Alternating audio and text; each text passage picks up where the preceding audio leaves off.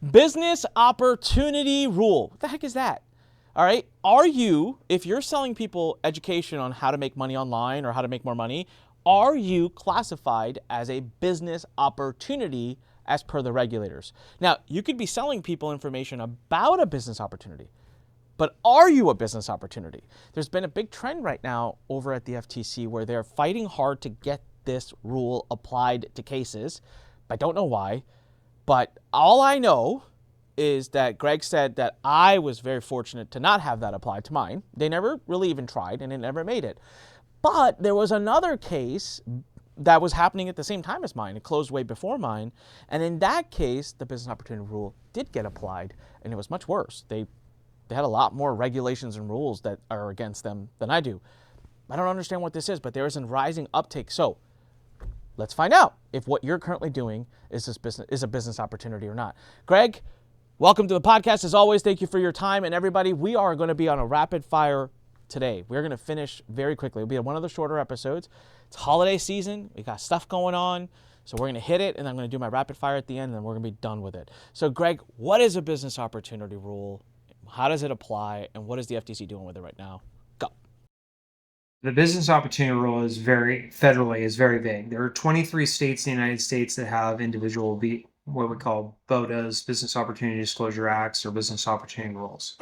And why is it so important and how does it apply? Let's go through that quickly. It's important because there are several cases recently the FTC has made allegations of violations of the business opportunity rule, and the federal courts have granted full asset freezes. They've frozen all the personal and business assets of the individuals they've alleged have violated what they call the business opportunity rule, or the BOR. Now, does it apply, or why does it apply, and what does it mean? So broadly, the business opportunity rule is a requirement to give a disclosure, to register and give a proper disclosure to anybody that you are soliciting to be a part of your opportunity. Now, what does it apply to? It's really vague. That's the problem with this, is because there's not a lot of specificity on it. It basically says there's a business opportunity exists when there is a prospective buyer who's required to make a payment in exchange for the opportunity to operate a business. Okay? So pretty vague on that. It includes situations like vending machines, online business models, and work for home programs. That's what the rule says.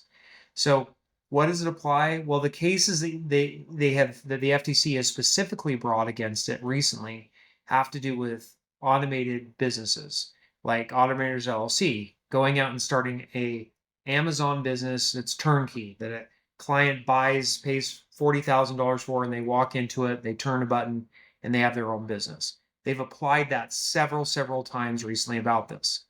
Now, does that apply to if I'm training somebody in stock training or real estate or whatever? They haven't really applied that rule across the board on that yet, but they could maybe. It just depends. So what does it mean to be a business opportunity? Is it illegal? No, it's not. It requires registration. It's a simple form you register with the federal government. It requires disclosure. The disclosure can be challenging because you have to go and outline what the probability of success, probability of earnings are, and give those prospective buyers before they purchase. But if you fail to do that, if they qualify as a business opportunity, you can even use a divination rod to figure out if you're a BOR in the first place. But if you can figure that out, and then you got to go and figure out what the disclosure is and what you're supposed to say, then maybe you can avert it. So really, the rule is there as a defense for customers from getting taken advantage of. You give them proper disclosure, then they have buyer beware.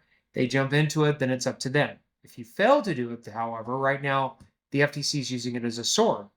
Cut off your hands and arms. Take all of your assets, because if you fail to give the disclosure and register, and you have clients that sign up, then they can go into federal court and get a full asset freeze. So let me sum up real quick.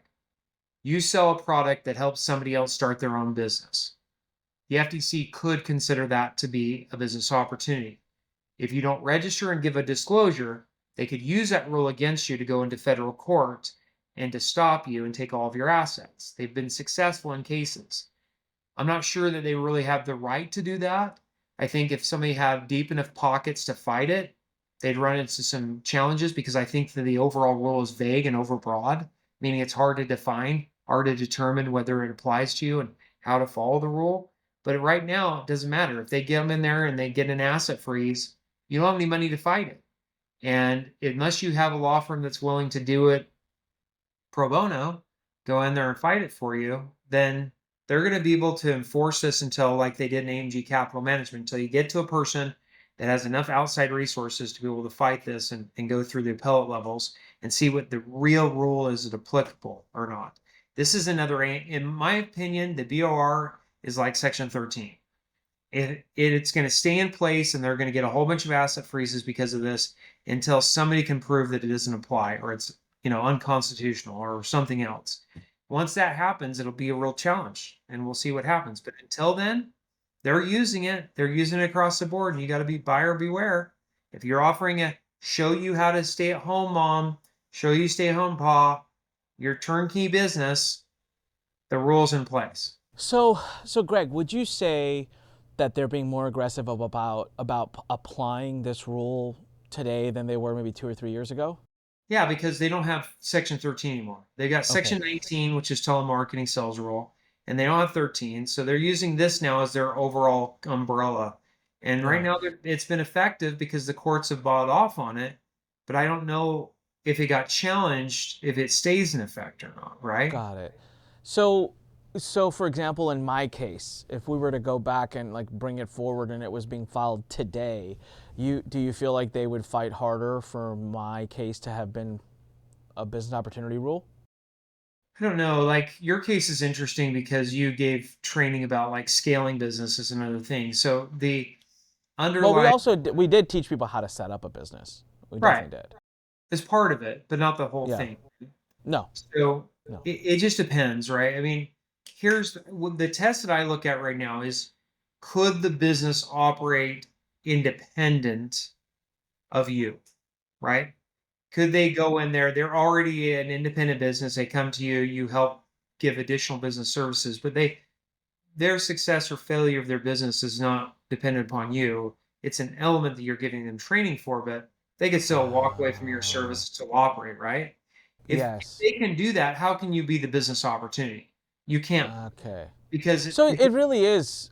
It's if they're relying on you to run and grow the business. That makes sense, right? Because right now they're doing this a lot in those Amazon or e-com right, type of cases, because in those businesses, the company says, "Hey, we'll run the business for you. We'll find the products, fulfill the product, list on Amazon, do right, all of it." And so that, I mean, it's like a franchise almost. It's like so that business could not run without this company, versus in our case, we're like, hey, we show you and teach you how to build an affiliate marketing business, but like us or someone else or whatever, like it's your sites, your emails, you can do whatever you want with it. So that's interesting that would be the differentiator here. Now, some of these cases, they weren't automated businesses where they were turnkey. There were things where we'll set up the business and you take over it, manage it, but we'll be kind of like that overseer to help you in your business. But they were dealing with people that truly had never done that before. So it was, and the allegation of the commission, I'm not saying they're right, the allegation of the business is there. But interesting enough, in some of the pleadings in some of these new cases, they're contradictory. They'll say, hey, we need the asset freeze because these businesses can run independent. But then they're arguing, hey, no, they're a business opportunity provider. Yeah. So Yeah. there's contradiction. I don't even know if the FTC knows what a business opportunity rule is, to be honest. It's to me it sounds like if done for you is anywhere in your pitch I and would you're be, in the business, that sounds to me like an immediate trigger for the business opportunity I rule. would be leery with a done for you offer right now. Yeah, yeah. I mean, I wouldn't touch it with a 10-foot pole, Not unless because there's enough money to fight this. And right now they just don't. The parties that are all getting sued on this, they don't have enough money. If somebody yeah, has deep pockets to fight this, I'd love to see what the courts say. yeah. And my suggestion is don't be the person to fight it. It sucks. No, I don't. thought about it a few times. Not gonna lie, I didn't like some of the Talked things I was about it. seeing, but just even beyond the money, it's just like the mental torture of the whole process. So, um, You have to so have the to right me, defendant that has the mental fortitude to be like, I don't care what happens. And that's a very yes, unique individual that they can yeah, let it yeah. go. Well, they also have to be in the right life experience, right? Like I just had babies, and so it was like this wasn't. But anyways, for me, this was a non-issue business Right. opportunity. did at one point during our investigation and negotiation start there. Freaked me the heck out. They actually used one of your clients, Greg, as an example of, Yeah, hey, this is what we're going to make your client, me, sure. sign. And that freaked me out. But then by the time I finished doing my presentation to them in person and I left, and then they said our complaint's ready, but then I didn't get it for like an additional 2-3 months. And then all of a sudden, when we finally got the complaint and we got the settlement offer, there was no mention of business opportunity rule on it at all. So we don't even have to negotiate it out. It just wasn't there. But also, Greg, business opportunity rule is like where internet marketing companies go to die, right? It's like this pit that if you get it, it's very difficult to come back from. Why is that, right? Like franchises fall under it. They've seemed to thrive and they're doing okay. Is it because you have to give the disclosure, you have to wait 3 days, you have to disclose all your customers list? Like what is it about that rule that sends internet marketing businesses there to die? Well, I think you can meet it. I think there are elements to it that'd be difficult to know. You just tell people. The problem with a lot of offers is the surveys. We talked about that in another podcast, right? Understanding what the customer's experience is in that. If they're unable to know what that is, how are they going to put the disclosure document together? Because the disclosure is like, hey, this is what our customer results are. And even if they do the surveying, some customers are just going to blow them off. So Yeah. coming up with the average experience is going to be very difficult because Yeah. you can't. What if you don't have a CRM or database where you can see what your client is doing? And they Exactly. won't tell you what they're performing and how successful or unsuccessful they are. How do you put together, Yeah. hey, our average consumer makes X, Y, and Z? Yeah. And in a franchise, everyone, you do know how each and every franchise is doing. It's contractually required that you be able to see their sales and they have to pay you a portion of that. And so it's very easy for a Subway to, not very easy, but it's easier for Subway to be able to abide by the business opportunity rule because they have all the data. They know everything. They know the average. They can prove all of it, and so they can disclose all of it. Coaching programs and online done for you internet marketing type offers do not have it, and that's why I jokingly say that's where those offers go to die. And so be aware if you're selling anything right now that's teaching people how to make money, you need to look at your offer and make sure you don't have a stupid bonus in there that's got a little bit of a done for you element that could just open this whole thing up. And so, make sure you book a time to talk to Greg, hire a firm, review your offer, and say, could you please review this offer just to let me know. It's actually something that I've been debating in the future. Now we're like 6 months out on development for Complyly, but it was like something that we've been debating, saying like it could review someone's copy and come back and be like, hey, dude, the way you wrote this, you fall under business opportunity law. But we still have to deliver Greg some of the things he wants for Complyly. Greg, I reviewed version 1 of your request. I did not like it this morning, so it's going back to design. It'll be done. We'll show it to you next week. Rapid fire. Business opportunity question for you, Greg. I teach people how to launch an Etsy store. I am teaching a beginner's guide. I don't do anything for them. I don't pick their products for them. I simply show them how to do it. Likelihood that I could fall under the business opportunity rule between 1 and 10, 10 being most likely, 1 being least likely. Go. Well, again, this is my opinion, but I think if it's an entry level, you're charging $1,000 for them to do something with the product. I would say you're down like a 3 on business opportunity. If It's you're funny. I've been around lawyers long enough to know. I was like, I know he's going to disclaim this before he answers it, which is smart. I approve, Greg. Well done. Yeah, As your because fake attorney, yeah, I'm if it's a $40,000 beginner course, I would put that as an 8, right? That because that it holds mm, way different value, right? What you're charging, how you're treating it, there are a lot of factors that come into this. So, but I wouldn't imagine an entry level Etsy explanation. All we're doing is showing you how to do it would be a $40,000 course in the first place, anyway, because the no. price would be a big red flag for me if that was the case, because that's not the price you pay for an entry level course. How interesting is that? So the price that someone pays for your coaching program, if you're showing them how to build a business or make money online, is a big factor behind whether you get registered as a business opportunity law. Okay, last Yeah. question for this rapid fire since we have to let you go. If there are 3 specific things that you needed to help or tell a client to help them avoid the business opportunity law, what are the 3 things you would tell them? No, number one, focus on the training instead of actually running the business, right? That would be number one. Number two, depending on your product and offering, like if you're offering something to help people scale, then try to really work for people that own existing businesses. Try to focus on that because business opportunity rule is a B2C transaction, not a B2B transaction. Generally, I'm not saying it's always that case, but it generally is. So you're dealing with businesses. It's hard for the business opportunity rule to apply. And I'm not talking about newbie businesses where you go in through the funnel and you barely set up a business and they've been doing it for 3 months and now all of a sudden you're a B2B. No, I'm talking about people that have traditionally been business owners, so you're teaching them a skill set to help advance their business.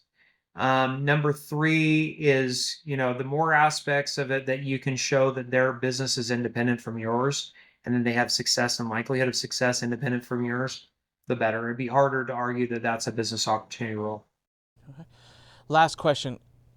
If I'm taking a percentage of someone's revenue as part of teaching them and training them as part of the deal, am I more likely to be considered a business opportunity?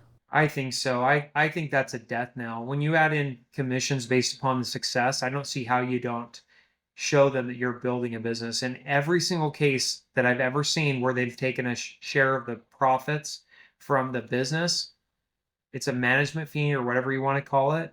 It is almost always considered to be a business opportunity. Boom. Look at that. I got a great question. Greg, as always, thank you. For the rest of you watching, come on. Come support us. Buy the book. Buy the academy. Get inside Complyly. Be compliant. If you want to be a giant, go compliant. We're going to let everyone go. Continue to have a great and safe and happy holidays. If you want to see the nonsense I'm up to with the holiday season, come join us inside the FTC compliance group. All you have to do is buy the book. By the way, the outline for the next book is almost complete. I just got a little few more pieces before I show it to Greg. I think the outline will be done before the end of the year. And we'll be writing our next book. Hey, Greg, we started writing this January of last year. So we're on like a book a year type of rhythm here. So awesome stuff. Thank you, Greg. Thank you to the rest of you. Have a great holiday season. We'll see you next week on the next episode. Bye. Thanks.